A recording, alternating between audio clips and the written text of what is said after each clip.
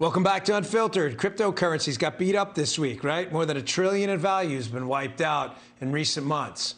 Critics are saying a lot of this "I told you so" stuff.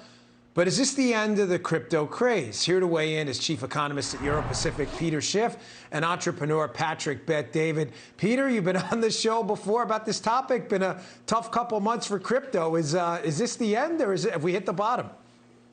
Well, we definitely haven't hit the bottom. I kind of hope it's the end, or at least the beginning of the end, before more people have an opportunity to lose more money in this pyramid scheme. But, you talk about all the value that's evaporated. It's just market value. There's no real value in Bitcoin or any of the other cryptocurrencies. They simply have a price.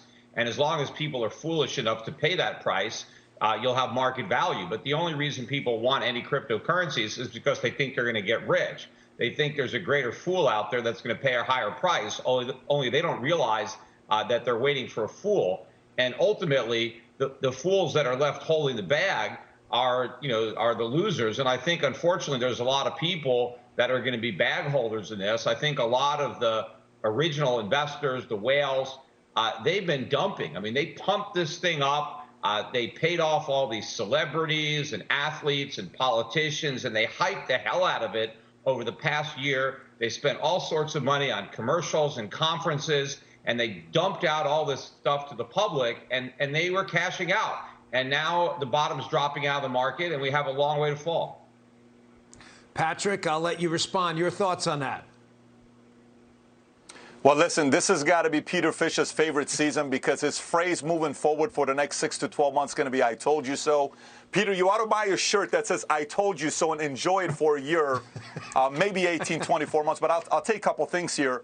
The part we got to be thinking about is Peter may be right. Here's the thing. When disruption and change happens, we don't know who's right.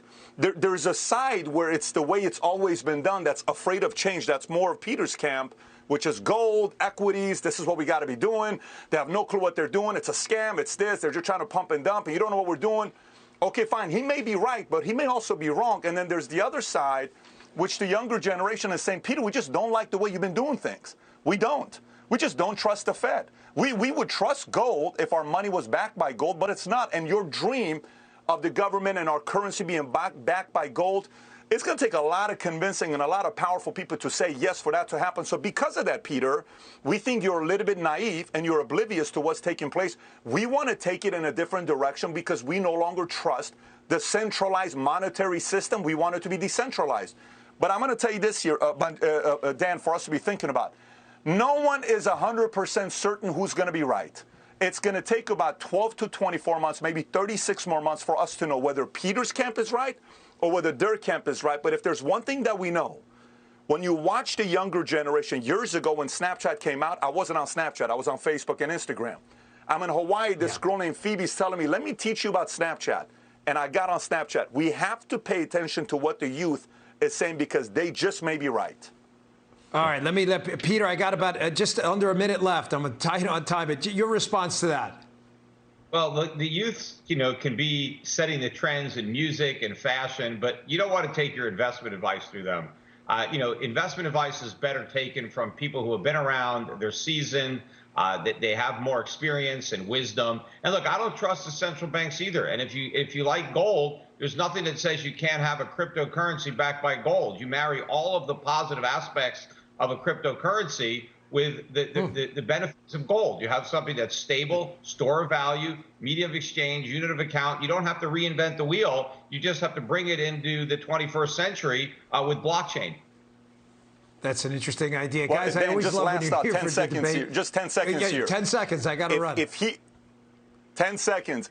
If it's about taking advice from the wise, we should take advice from Janet Yellen and Nancy Pelosi, and they got it wrong. So, Peter, remember when you were 20s and 30s, these guys may be right. I got to run, guys. I'm sorry. Great debate. I love having you on the show. You two are terrific. Thanks a lot.